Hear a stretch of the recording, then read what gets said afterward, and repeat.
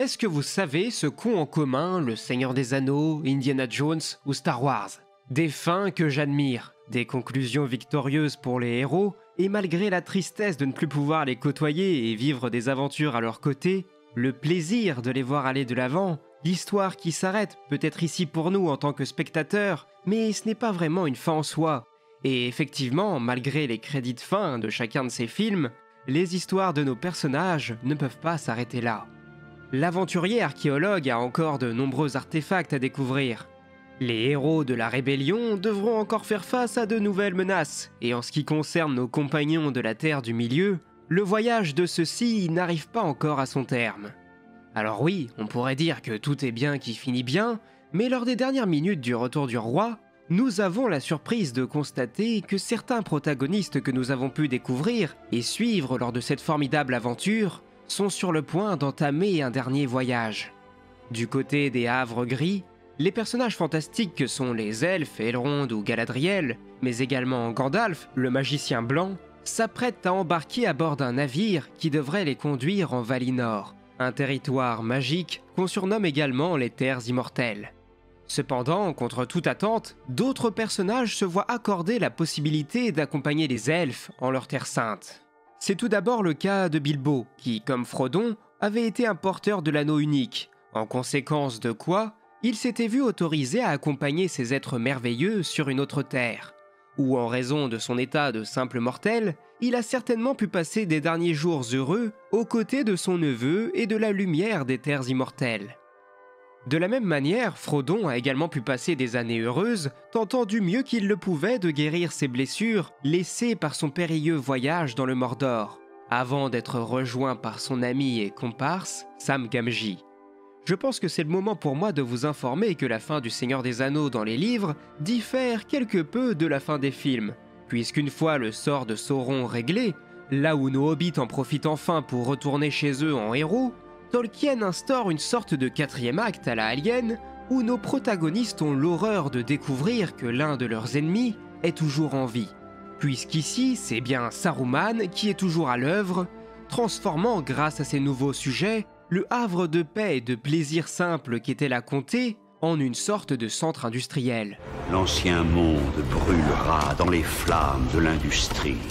Fort heureusement, les diverses épreuves traversées par les 4 hobbits qui les avaient menés jusqu'au Mordor les avaient considérablement endurcis, et fort de cette expérience, il ne leur faut pas longtemps pour trouver le moyen de réveiller le courage de leurs confrères hobbits qui se soulèvent à leur tour contre l'envahisseur qui est rapidement vaincu. Et ce n'est pas tout, puisque l'ancien magicien blanc est lui-même trahi par son serviteur, Grima Langue de Serpent, qui lui tranche la gorge avant de lui-même être abattu de plusieurs flèches tirées par des hobbits.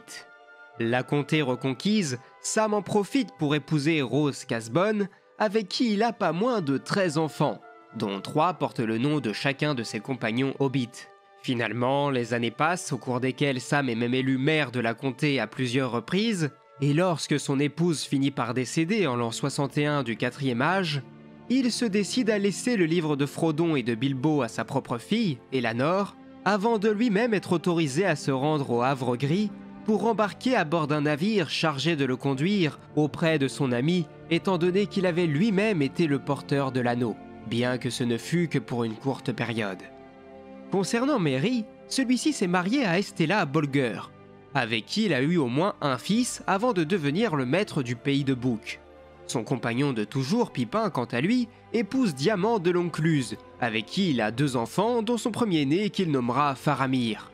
Bien des années plus tard, probablement après le décès de leur épouse respective, les 2 hobbits prennent la route du Rohan pour un ultime voyage, avant de mourir paisiblement au Gondor, où ils seraient enterrés avant de reposer à terme aux côtés du grand roi Elessar, en l'an 120 du 4e âge.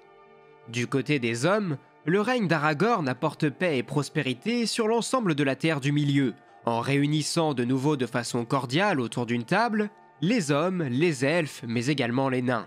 Même les hommes du Sud ont pu entretenir des relations pacifiques avec le nouveau royaume unifié du Gondor et d'Arnor, sans pour autant être incorporés directement à celui-ci. Lorsque son heure fut venue, le grand roi fit ses adieux à son fils Eldarion, à qui il confie sa couronne et son sceptre, dernier vestige ramené par Elendil lors de la chute de Numénor. Le roi Elessar avait alors 210 ans. Son épouse Arwen avait accepté par le passé d'offrir sa place vers Valinor au porteur de l'anneau Frodon. Lorsque son époux finit par passer dans l'autre monde, Arwen reste une année de plus en Terre du Milieu avant de lâcher son dernier soupir en Lothlórien. Pour rester dans le Gondor, Faramir, quant à lui, épouse Éowyn, la dame du Rohan, avec qui il aura un fils, Elboron, qui lui succédera en tant que prince d'Ithilien, un titre créé par Aragorn spécifiquement pour Faramir, qui avait été le dernier intendant du Gondor après la mort de son père Denethor. Le nouveau prince meurt ainsi à l'âge de 120 ans, laissant la place à son fils qui devient, dès lors, le second intendant d'Elessar. Celui-ci aura un descendant, Barahir, qui vécut éventuellement au moment de la renaissance du mal. Éowyn, quant à elle, a pu insister auprès de son frère Éomer, nouveau roi du Rohan, pour faire de Merry un véritable chevalier du Riddermark. Après cela, nous ignorons la date de son décès.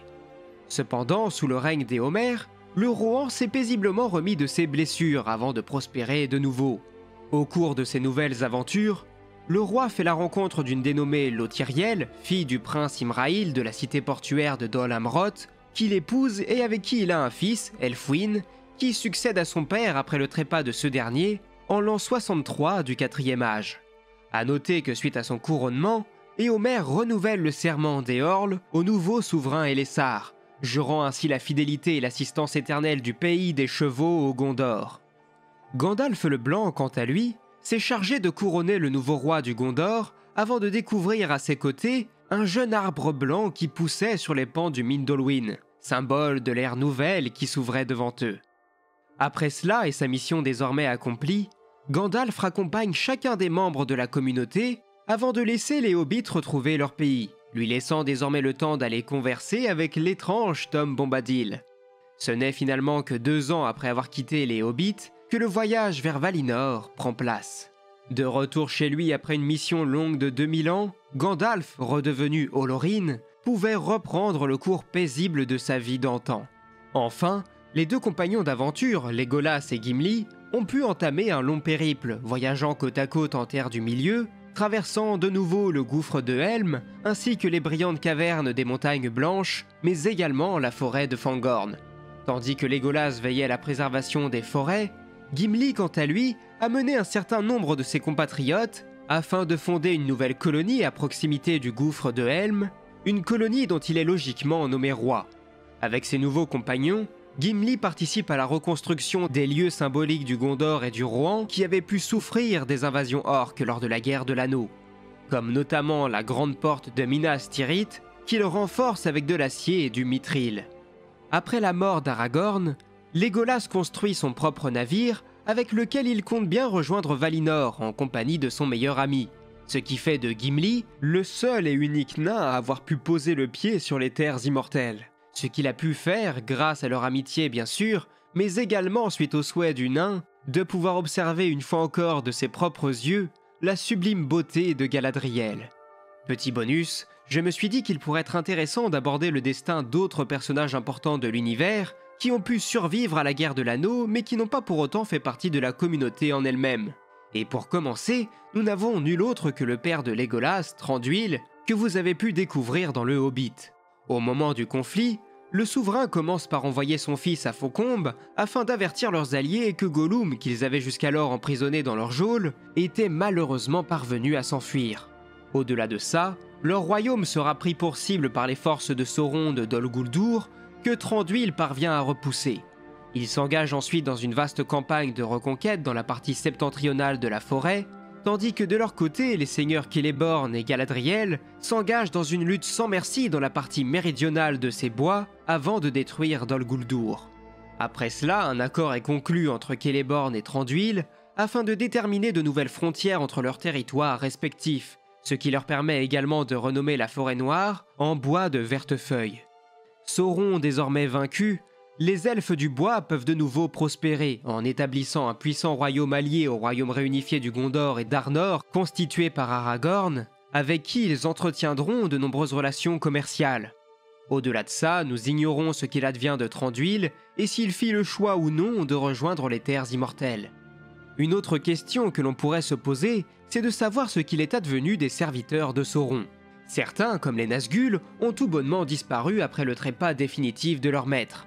Les orques, de leur côté, se sont repliés tant bien que mal dans les terres désolées du Mordor, où ils ont peu à peu disparu. Les hommes du Sud, quant à eux, ont fini par signer un traité de paix avec le nouveau roi du Gondor qui a pu entretenir des relations pacifiques avec ce peuple sans pour autant qu'il ne soit jamais réellement incorporé au sein de son vaste royaume. Les gobelins, de leur côté, ont été chassés de la Moria par le roi du Rhin 7 qui a ainsi pu rebâtir le grand royaume des nains, ce qui leur permettrait à eux aussi de prospérer à nouveau. Enfin, c'est en l'an 220 du 4e âge que l'homme, conformément à sa nature, aurait été à la source d'une nouvelle ombre qui aurait été projetée sur le monde. Un culte secret et maléfique aurait commencé à prospérer, tandis que ces temps de paix auraient fini par ennuyer les hommes, et notamment les plus jeunes, qui auraient commencé à vouer une sorte de culte, notamment pour les orques. Une histoire assez sombre et au ton presque dépressif, comme vous aurez pu le constater, que Tolkien avait commencé à écrire avant de se raviser, persuadé que ce thriller hypothétique n'aurait pas eu un intérêt particulier pour son univers, si ce n'est de raconter une fois de plus d'à quel point la nature des hommes est complexe et que bien qu'ils puissent être la source d'un bien immense, certains sont malheureusement prêts à commettre les pires atrocités si cela leur permet d'atteindre leur but, que ce soit dans un objectif de richesse ou bien encore d'ascension sociale, ou bien alors simplement pour faire le mal. Certains ne rêvent que de voir le monde brûler.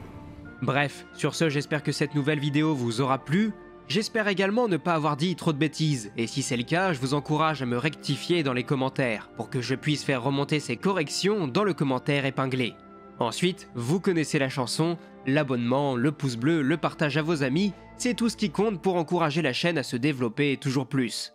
Enfin, moi il ne me reste plus qu'à vous remercier de m'avoir accompagné au sein de ce formidable univers qu'est celui de la Terre du Milieu, et j'espère qu'on y reviendra très vite. Mais sur ce, moi il ne me reste plus qu'à vous dire à la prochaine, c'était Absolute, ciao.